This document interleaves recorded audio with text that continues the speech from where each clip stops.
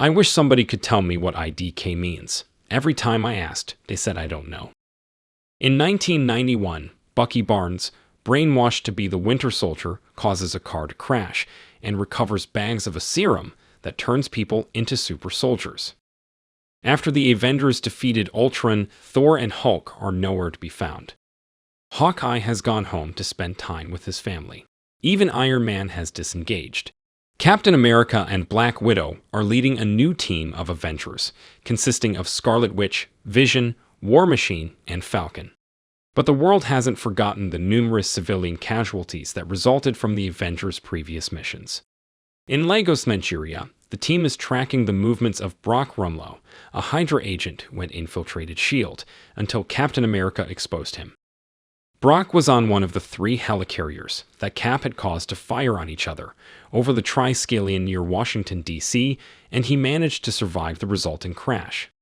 Badly burned in the incident, he now wears a skull mask and goes by the name Crossbones. In Lagos, Crossbones and his team of mercenaries ram a garbage truck into the Institute for Infectious Disease building and clear out the guards with smoke canisters. Crossbones uses hydraulic gauntlets to give him super strength and pounds open the glass around the lab. He grabs a vial containing a deadly, highly contagious virus. Cap's team takes out some of the mercenaries, and Crossbones and the rest of the men make their escape in a truck. After a chase, the truck is taken out of action. Crossbones hands the vial to one of his men and tells them all to scatter. He then engages Cap, repeatedly punching him with enhanced strength, while the rest of the team chases after the mercenaries. Falcon finds the one holding the vial and shoots him, with Black Widow grabbing the vial before it hits the ground. Cap gets the upper hand on Crossbones, pinning him against the wall. Crossbones tells him that Bucky Barnes remembers him. With Cap momentarily distracted, Crossbones pushes a button, triggering a bomb on his vest. Cap braces himself, but Scarlet Witch can contain the force of the explosion. She uses her powers to push it up into the air, but she's only able to elevate it a bit, before she loses control and the explosion rips into the 7th floor of a nearby hotel. Cap calls for fire and rescue, and then runs into the building to help evacuate. Wanda tearfully looks at the destruction, devastated at her misguided actions. In a theater inside Tony Stark's old college, a holographic video plays of him and his parents, Howard and Maria. In the end, Tony tells the students that he is starting the Howard and Maria Stark Foundation, and each one of them has been approved for a research grant. In a corridor, a woman confronts him and shows him a picture of her son, who had been killed in Sokovia, crushed by a building that the Avengers had knocked down. At the Avengers headquarters, the team is watching news footage of the Lagos mission. The reporter says that 11 people were killed in the hotel. Steve tells them that he let his guard down and people died because of it. Vision tells Steve that Tony has arrived, and he brought the Secretary of State as a guest, General Thaddeus Ross. Ross had been involved in the experiment that turned Bruce Banner into the Hulk, and then had spent years trying to hunt him down. Ross tells them that some people look up to them as heroes, but others think they're vigilantes. He shows pictures of the destruction that follows the team wherever they go, emphasizing the Sokovia incident. He sets a thick document down on the table and tells them it's the Sokovia Accords, ratified by 117 countries. The Accords state that the Avengers will operate under a panel's supervision, only acting when the panel decides it's necessary. He says there will be a meeting in Vienna in 3 days, and if they don't sign on, they'll have to retire. The team spends hours debating whether to agree to the Accords, and Tony shows them all a picture of the boy who was killed in Sokovia. Steve asks what will happen if there's somewhere they need to go, but the panel won't allow them. Tony replies that if they don't agree to this now, it will be forced on them later. Knowing that they've reached a stalemate, Steve leaves in disgust. He gets a message that Peggy Carter has died and attends her funeral in London. At the memorial service, S.H.I.E.L.D. Agent 13 reveals during her eulogy that she's Carter's niece, Sharon. She and Steve share a moment after the service, where it's hinted that they are romantically attracted to each other, but they need to keep their friendship professional. The next day, Natasha finds Steve and tells him that she, Tony, James Rhodes, and Vision had signed on, with Clint and Wanda holding out. In Vienna, several heads of state gathered for the ratification of the accords. Natasha meets the Prince of Wakanda, T'Challa, and his father, King T'Chaka. Wakanda had become abundant in vibranium, the material that was used to make Captain America's shield after a meteorite crashed there. Additionally, some of the Lagos victims were from Wakanda. King T'Chaka takes the podium for the keynote address, and Natasha notices security personnel surrounding a van parked outside. An explosion rips through the building, killing the king. Back in the U.S., Steve is sitting in a hotel room with Sam and Sharon Carter when a news report comes in showing the destruction in Vienna. Security footage shows the man who planted the bomb, and Steve realizes that it's Bucky. Sharon gets a text and tells Steve that she has to go to work and takes a military plane to Vienna. Natasha looks around and sees hundreds of injured people. Prince T'Challa picks up a printed photo showing Bucky leaving the van that had the bomb. Natasha calls Steve and he tells her that he has to be the one to bring in Bucky. He hangs up and looks at the damaged building, having already arrived in Vienna. Sharon sees him and she hands him a file so he can get a head start on the manhunt, ahead of a German military task force, GSG-9, who have orders to shoot to kill. In Bucharest, Bucky picks up a newspaper and sees that he is being accused of the bombing in Vienna. He realizes that he'll have to leave quickly. Steve goes to Bucky's apartment and finds him there. The GSG-9 storm in, and Bucky blocks their bullets with Cap's shield, and the two fight them off. He jumps down to the street, where he is confronted by the Black Panther, who scrapes his armor with metal claws on his hands.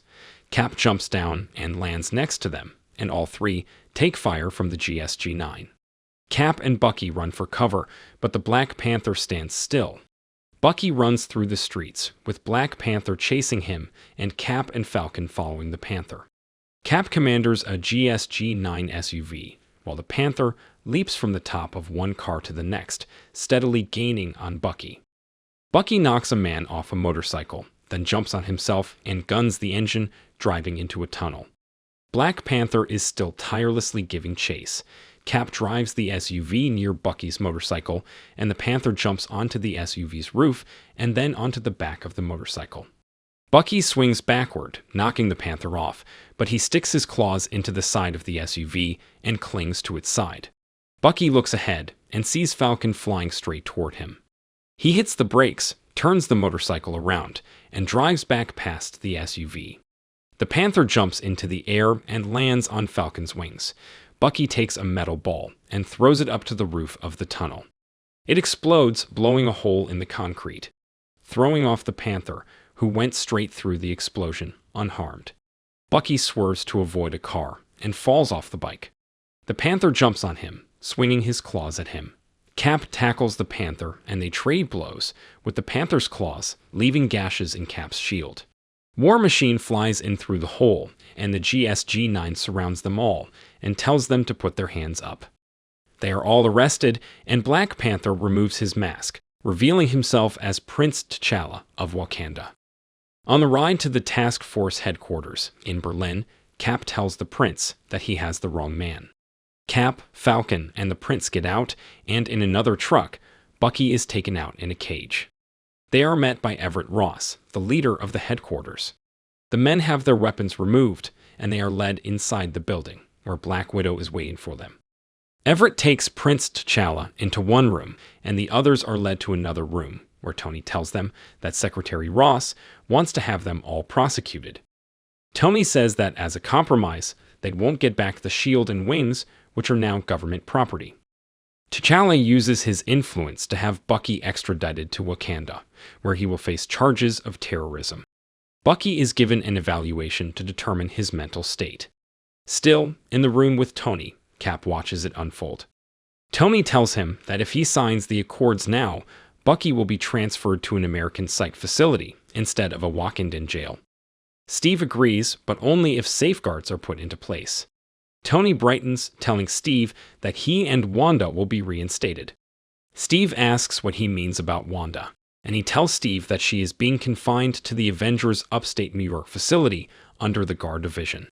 Tony says it's the best he can do, since she's not a US citizen and they won't give her a visa. Steve says that she's only a kid and doesn't deserve to be imprisoned. He leaves without signing onto the accords. Hawkeye breaks into the facility where Vision is holding Scarlet Witch. He attacks Vision, but is unable to hurt or subdue him. Scarlet Witch uses her powers to force Vision through the floor and down several levels, and she and Hawkeye escape. Colonel Zemo, having already killed a Hydra agent and recovered a book containing a list of words that will trigger Bucky's reversion to his brainwashed state, infiltrates the compound as the psychiatrist who will evaluate Bucky and reads off the list.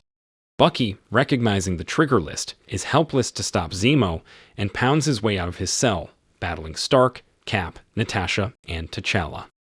He tries to escape in a helicopter on the roof, but is stopped by Rogers, who forces the chopper to fall into the river. He rescues his friend and takes him to a safe house, where he and Sam Wilson clamp Bucky's bionic arm in an industrial press. Regaining his senses, Bucky tells Steve that Zemo is going to Siberia, where there are several more super soldiers, waiting for someone to wake them up and give them a mission.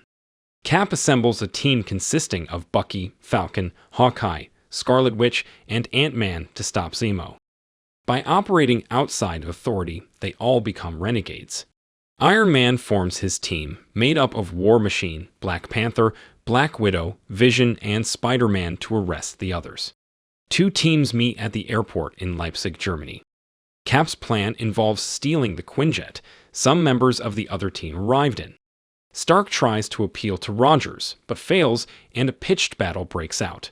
Stark insists that Peter Parker remain at a distance and use his webbing to subdue anyone he can. Black Panther intends to capture Bucky. Ant-Man enlarges himself to 80 feet in height, distracting Stark's team and buying time for Cap and Bucky to escape to the hangar with the Quinjet. Black Widow appears, intent on stopping them, but she turns on Black Panther, allowing Cap and Bucky to fly off in the Quinjet.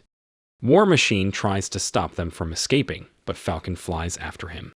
Tony orders Vision to stop Falcon. Vision shoots an energy beam from the Mind Stone, which Falcon dodges and hits War Machine's arc reactor instead, disabling his armor's functions, causing him to fall from the sky and impact the ground before either Falcon or Stark can reach him. Stark finds that Rhodes is barely alive. When Falcon tries to express his sympathy, Tony knocks him out with a repulsor blast. After seeing evidence that Bucky was framed for the Vienna explosion, Iron Man travels to the Raft, a remote Arctic prison facility, where the other members of Cap's team are incarcerated under the supervision of Secretary Ross. Tony can temporarily block the audio surveillance system of the facility, long enough to show Sam that Rogers was right and that Zemo had killed the psychiatrist who was supposed to evaluate Bucky. He can find out from Sam Wilson where Rogers and Bucky went. Tony boards his private chopper and slips out in his Iron Man armor, traveling to Siberia to meet up with Cap and Bucky and make peace. Once Tony finds Bucky and Cap, they find that the super soldiers have already been killed, and Zemo, hidden behind indestructible glass, reveals that his real plan was to find footage of the Winter Soldier's first mission. Black Panther had been following, unseen, and he hears Zemo admit responsibility for the explosion. Zemo shows them a videotape of Bucky causing the car crash and then murdering the occupants, Howard and Maria Stark, in cold blood. Incensed, Iron Man attacks both Cap and Bucky, and he demands to know if Steve knew what had happened. Steve tells him that he only knew that Hydra was behind his parents' murder. They fight, and Iron Man blasts off Bucky's metal arm. Cap eventually disables Tony's arc reactor, rendering his suit useless. Tony tells him that he doesn't deserve to carry the shield that his father gave to Steve. Steve drops it and leaves with Bucky. Black Panther finds Zemo sitting outside, looking at a photograph and holding a pistol. He tells Black Panther that his family was killed in Sokovia, and he wouldn't stop until he destroyed the Avengers from within. With his success, Zemo tries to commit suicide with the pistol, but Black Panther places his hand over the barrel, stops the bullet, and apprehends Zemo for judgment. Tony is helping Rhodes with his recovery, giving him robotic leg braces to recover from paralysis. He receives a package from Rogers, the FedEx delivery guy, mispronouncing his name as Tomei Stank, much to the amusement of the recovering roadie, that contains a flip model cell phone and a note saying Tony can call Steve if he and the world face any new threats. At the raft, Steve breaks the heroes out, and they go to Wakanda, where T'Challa gives them asylum. Bucky elects to be put back into cryogenic sleep until they can find a way to cure his brainwashing, so that no one will be able to manipulate him again. Peter Parker is recovering from his injuries at home, telling May that he got into a fight at school with a guy named Steve, and he tries out a new version of the web shooter that Tony gave him. To his fascination, it projects the Spidey signal onto the ceiling.